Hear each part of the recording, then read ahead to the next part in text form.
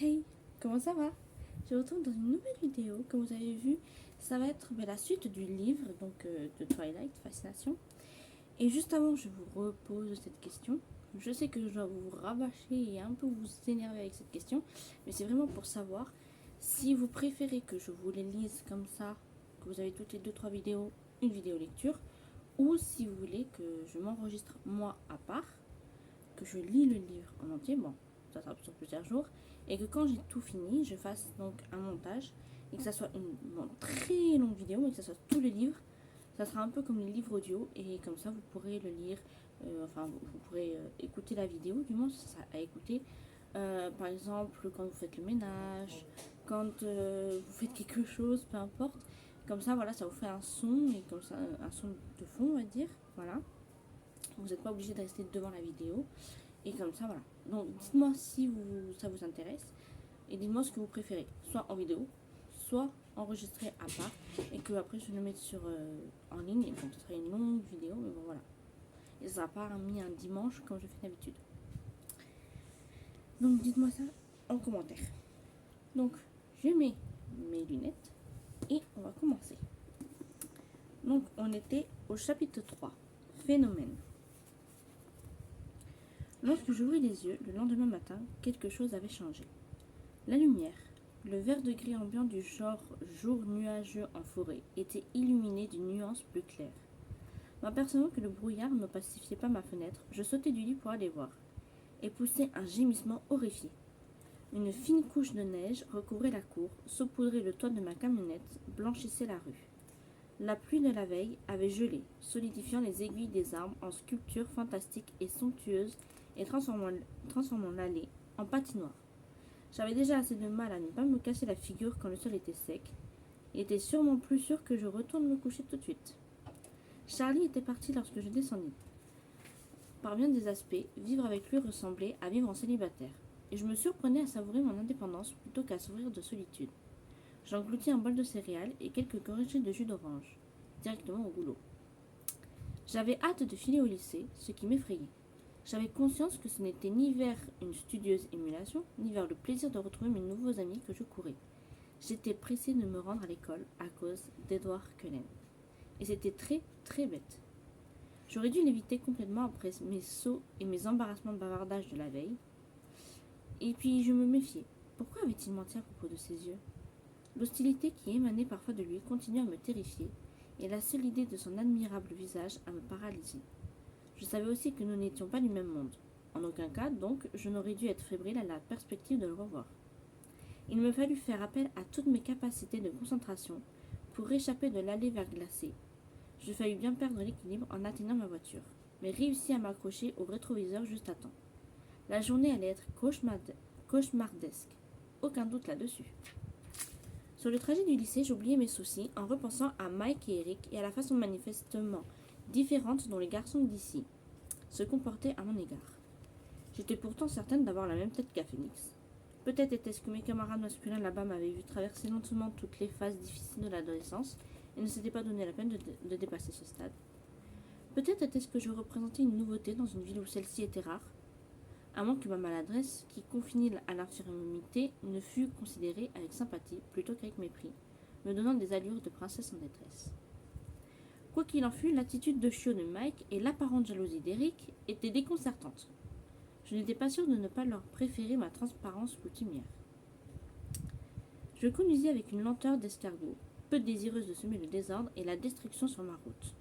La Chevrolet semblait cependant ne pas avoir de difficulté avec la glace noire qui couvrait l'asphalte. Lorsque j'en descendis sur le parking du lycée, je découvris pourquoi. Un éclat argenté ayant attiré mon attention, je me rendis à l'arrière du véhicule en m'agrippant prudemment au plateau, afin d'y examiner les pneus. Ils étaient ceints de fines lignes métalliques entrecroisées en losange. Charlie s'était levé à point d'heure pour chaîner ma camionnette. J'eus la gorge serrée soudain. Je n'avais pas l'habitude qu'on s'occupât de moi, et les attentions discrètes de mon père me prenaient au dépourvu. Je me tenais derrière ma voiture, en essayant de maîtriser la brusque vague d'émotion qui s'était emparée de moi, quand j'entendis un drôle de bruit. Plusieurs choses arrivèrent en même temps, et pas au ralenti comme dans les films. Au contraire, L'adrénaline parut dégourdir mon cerveau et je réussis à saisir en bloc une série d'événements simultanés. À 4 voitures de moi, Edward Cullen avait les traits tordus par une grimace horrifiée.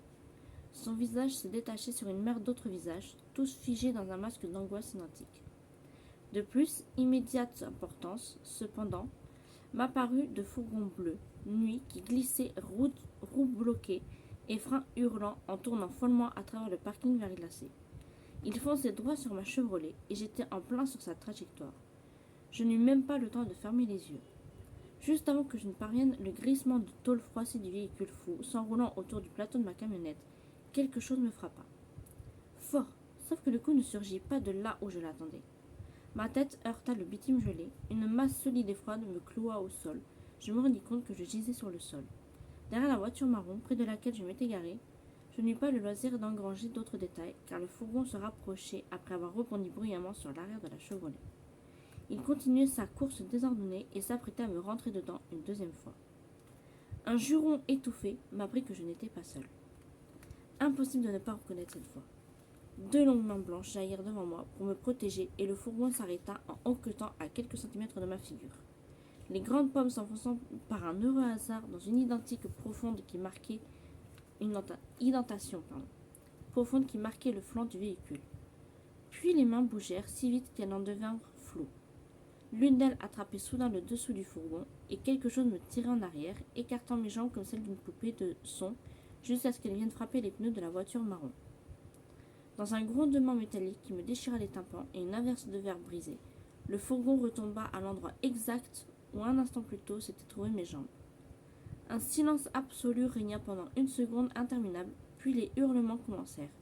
Dans le charivari, j'entendis plusieurs personnes crier mon nom, mais plus clairement que ces braillements, je perçus toute proche la voix basse et affolée d'Edward Cullen. « Bella, ça va ?»« Très bien. » Mes intonations sonnèrent étranges. À mes propres oreilles, je voulus m'asseoir, m'aperçus qu'il me serrait contre lui, dans une étreinte de fer. « Attention, m'avertit-il, quand je me débattis. Je crois que tu t'es cogné la tête assez fort. » Je pris conscience d'une douleur lancinante au-dessus de mon oreille gauche. « Oui, murmurai-je déconcerté. C'est bien ce que je me disais. Il semblait sujet à une étrange gaieté. Comment diable, je m'interrompis pour tâcher d'éclaircir mes idées et de recouvrer mes esprits. Pardon. Comment as-tu réussi à t'approcher aussi vite ? J'étais juste à côté de toi, Bella, affirma-t-il en retrouvant son sérieux. Je me détournai pour me redresser, et cette fois, il me lâcha, délaçant ses bras et s'éloignant de moi autant que l'espace restreint le lui permettait. Il arborait une moue inquiète et innocente, et je fus de nouveau désorienté par l'intensité de ses pupilles dorées qui paraissaient me reprocher l'absurdité de ma question. Tout à coup, on nous découvrit, une meute de gens aux joues striées de larmes se hélant nous interpellant. « Ne bougez pas » nous ordonna quelqu'un. « Sortez Tyler du fourgon » cria quelqu'un d'autre. Une activité fébrile s'organisa. Je tentai de me lever, mais la main glacée d'Edward m'en empêcha. « Attends encore un peu. J'ai froid, protestai-je. Il étouffa un rire. Qu'est-ce que ça signifiait ? Tu étais là-bas, me rappelai-je soudain, près de ta voiture. Non, répliqua-t-il en se fermant brusquement.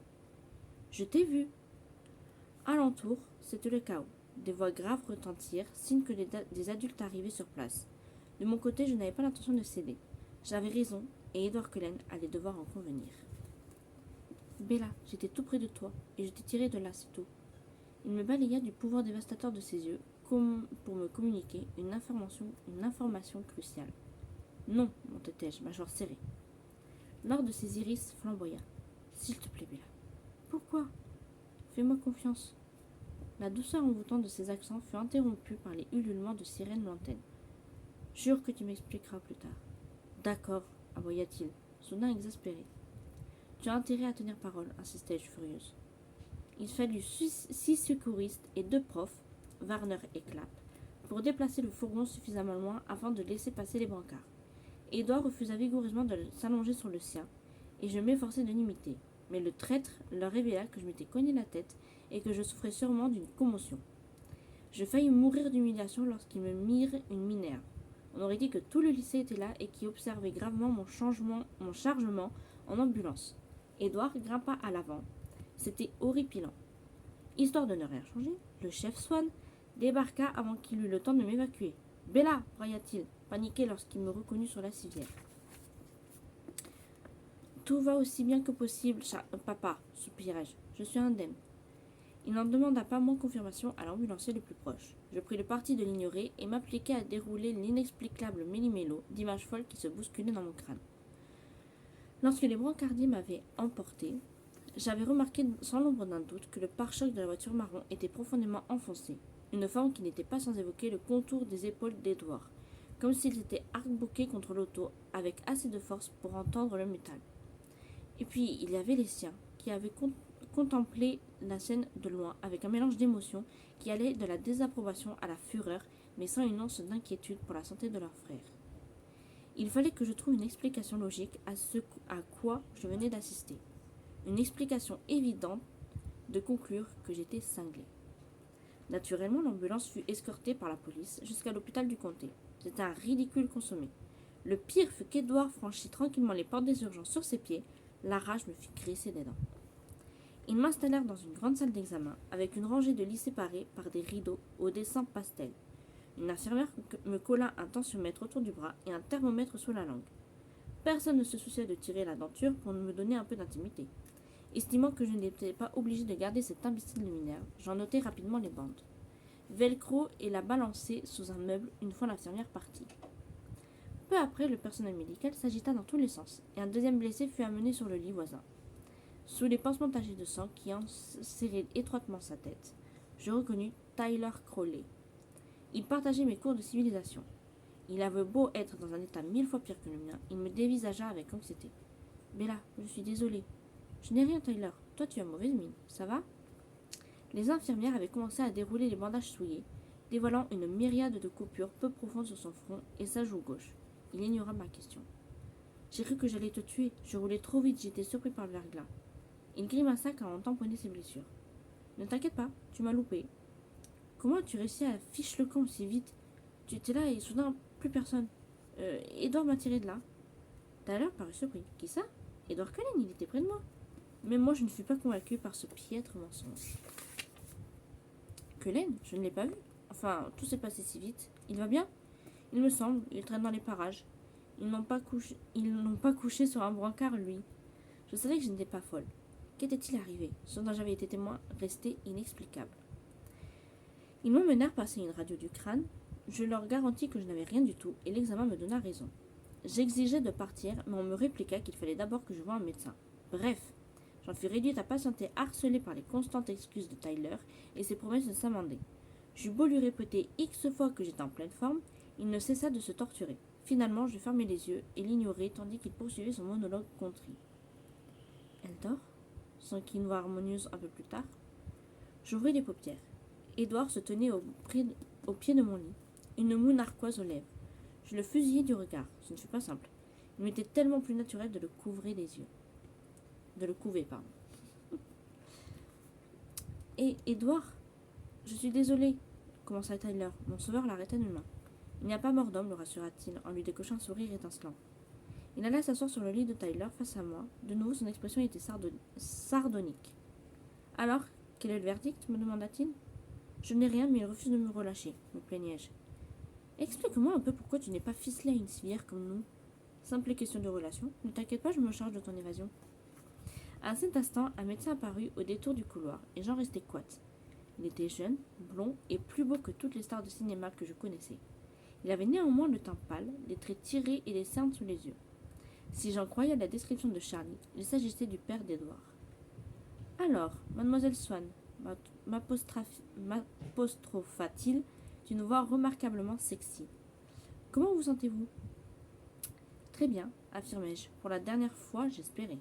S'approchant du négatoscope, il alluma. Vos radios sont bonnes, m'annonça-t-il. Vous avez mal à la tête ? D'après Edouard, vous avez subi un sacré choc.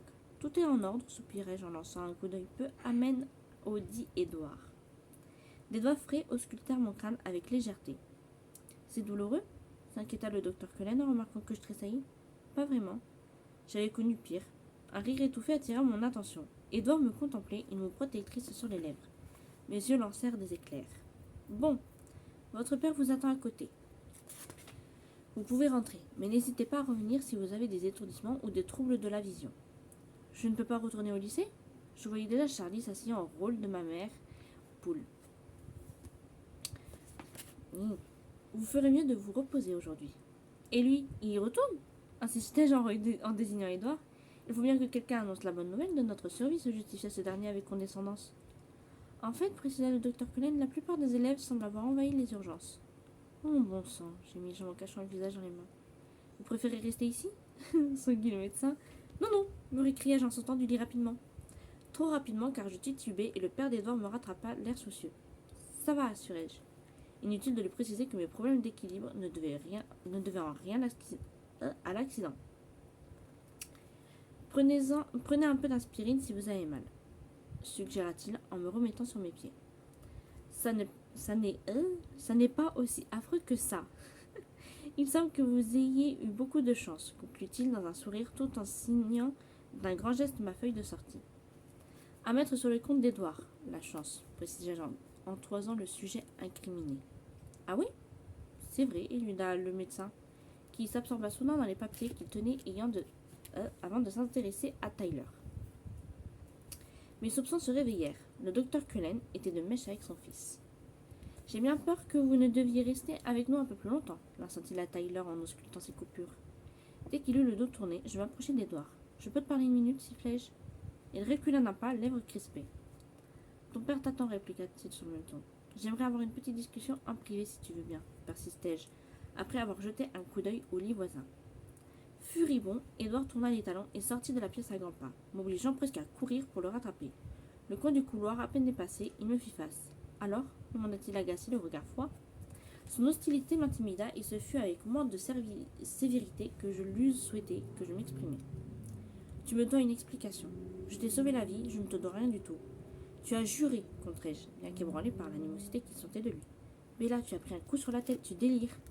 Ma tête va très bien, ripostai-je exaspéré. Désolé. Que veux-tu de moi, Bella? La vérité, comprendre pourquoi tu me forces à mentir. Mais qu'est-ce que tu vas imaginer? Je suis sûre que tu n'étais absolument pas à côté de moi. Tyler ne t'a pas vu, alors arrête de me raconter des bobards. Ce fourgon allait nous écraser tous les deux. Et ça ne s'est pas produit. Tes mains ont laissé des marques dedans, et tu as aussi enfoncé l'autre voiture. Tu n'as pas une égratignure, le fourgon aurait dû m'écrabouiller les jambes, mais tu l'as soulevé. Me rendant soudain compte de la dinguerie de mes paroles, je me tus. J'étais si furieuse que je sentis les larmes affleurer. Les ravalant, je serrai les dents. Lui me dévisageait avec incrédulité, mais il était tendu sur la défensive. Tu penses vraiment que j'ai réussi à soulever une voiture? Son ton laissait entendre que j'étais folle alliée, ce qui me rendit d'autant plus soupçonneuse, car on aurait dit une réplique lancée à la perfection par un acteur de talent. J'acquiesçai avec raideur. Personne ne te croira, tu sais, affirma-t-il vaguement moqueur. Je n'ai pas l'intention de crier sur les toits, répliquai-je, en détachant chaque mot pour contenir ma rage. Un étonnement fugace traversa son visage. Dans ce cas, quelle importance? Pour moi, ça en a. Je n'aime pas mentir, alors tu as intérêt à me donner une bonne raison de le faire. Pourquoi ne pas te contenter de me remercier et oublier tout ça? Merci. J'ai entendu furieuse obstinée. Tu n'as pas l'intention de renoncer, hein? Non. Alors tu risques d'être déçu. Nous nous toisâmes quelques instants. J'eus du mal à ne pas me laisser distraire par sa beauté livide. C'était un combat contre un ange destructeur, et je fus la première à rompre le silence. Pourquoi t'es-tu donné la peine de me sauver alors? Demandai-je glacial. L'espace d'une seconde, ces traits magnifiques prirent une expression étonnamment vulnérable. Je ne sais pas, chuchota-t-il. Sur ce, il fit demi-tour et s'éloigna. J'étais tellement remontée qu'il me fallut plusieurs minutes pour digérer cette dérobade. Ensuite, je me dirigeai lentement vers la sortie. Affronter la salle d'attente fut encore pire que prévu. À croire que tous les visages que je connaissais à Fox s'étaient donné rendez-vous pour me lorgner. Charlie se précipita vers moi et je levai les mains. Je n'ai rien, me rassurai-je d'une voix boudeuse, car je n'étais pas d'humeur à papoter. Qu'a dit le médecin? Que j'allais bien, que je pouvais rentrer à la maison. Mike, Jessica et Rick étaient là et convergeaient vers nous. Allons-y, décrétai-je. Mettant un bras derrière mon dos sans vraiment me toucher, Charlie me conduisit vers les portes vitrées qui ouvraient sur le parking. J'agitai piteusement la main en direction de mes amis, espérant ainsi les convaincre qu'ils n'avaient plus besoin de s'inquiéter. Monter dans la voiture de patrouille fut un véritable soulagement, comme quoi tout peut arriver. Le trajet se déroula en silence. Plongé dans mes pensées, j'avais à peine conscience de la présence de Charles. Pour moi, l'attitude défensive d'Edouard était la preuve de la bizarrerie de ce que j'avais vu, même si j'avais encore du mal à accepter l'inacceptable. Une fois chez nous, Charlie ouvrit enfin la bouche. Il faut que tu appelles René, marmonna-t-il en baissant la tête d'un air coupable. Tu as prévenu maman? M'écriai-je stupéfaite. Je suis désolée. Je claquai la portière de la voiture un peu plus fort que nécessaire et entrai. Ma mère était hystérique, naturellement. Je dus lui répéter au moins 30 fois que je me sentais bien avant qu'elle ne se calme. Elle me supplia de rentrer à Phoenix, oubliant que la maison était vide. Mais il me fut plus facile de résister à ses prières que je m'y étais attendue. Le mystère que représentait Edward me rongeait. Et Edward lui-même m'obsédait encore plus. Idiote, idiote, idiote. Je n'avais aucune intention de fuir Fox contre toute logique, ce qui m'apportait ce qui de sensé et normal aurait fait. Je préférais me coucher tôt. Charlie n'arrêtait pas de me regarder avec inquiétude et ça me tapait sur le système. Je m'octroyai 3 aspirines avant d'aller dormir. Une bonne idée, car la douleur s'estompa et je ne tardais pas à m'assoupir. Cette nuit-là, pour la première fois, je rêvais d'Edward Cullen. Fin du chapitre 3. Voilà. La prochaine fois, ce sera le chapitre 4. Donc voilà. Alors, je m'excuse encore pour les petits bafouillages, bien sûr. Je trouve moins bafouillé que les premières fois, vous me direz ça, et puis plus j'avancerai dans le livre, moins je vais bégayer, je vais avoir des petits problèmes avec les mots. Voilà, j'ai moins bafouillé, donc dites-moi ça en commentaire si vous trouvez que j'ai moins bafouillé que d'habitude. Après, vous voyez que ceux qui ont déjà vu les films, vous voyez déjà que les premiers chapitres, c'est pas du tout pareil que dans le film. Le film, c'est différent. Et quand elle rêve de lui, on sait que c'est pas vraiment de lui qu'elle rêve. Mais ça, voilà. C'est ça, je crois qu'on le dit plus tard dans le livre. Et vous verrez que quand je vous lirai à la fin Midnight Sun, donc qui est en fait fascination du point de vue d'Edward, vous verrez à peu près les mêmes passages, mais sous le point de vue d'Edward. Donc, pourquoi il a décidé de sauver Bella, pourquoi il est intéressé par elle, et voilà, on va pouvoir, même si on le sait dans ce livre-là, celui lui dit, mais on le voit encore mieux dans le livre. D'ailleurs, il me tarde et j'espère que l'auteur Stephanie Meyer va pouvoir sortir enfin Tentation du point de vue d'Edward. Ce serait trop cool. Parce que vu que là, j'ai Midnight Sun, qui est fascination du point de vue d'Edward, j'aimerais avoir aussi le deuxième livre. Même si le deuxième livre, à mon avis, va pas être si bien que ça, étant donné que dans les livres, on sait qu'en fait, Edward part. Mais ce qui est bien, c'est qu'on va voir où il part. Comment qu'il vit cette séparation aussi, parce que c'est quand même une séparation. Hein. Donc voilà, on va voir tout ça en fait du point de vue d'Edward et je pense que c'est là qu'on va apprendre plus de choses. Donc il me tarde trop que l'auteur puisse enfin sortir Tentation du point de vue d'Edward. J'ai trop hâte de le lire. Sur ce, j'espère donc du coup que cette vidéo vous a plu. N'hésitez pas à redire en commentaire si vous préférez, comme je fais maintenant, toutes les 2-3 vidéos, lire le livre. Ou si vous voulez que je lise le livre moi à côté et que je vous mette ça sur YouTube et que vous pourrez écouter quand vous voulez. Dites-moi ça en commentaire. Sur ce, je vous souhaite un bon dimanche et je vous dis à dimanche prochain pour une nouvelle vidéo. Ciao!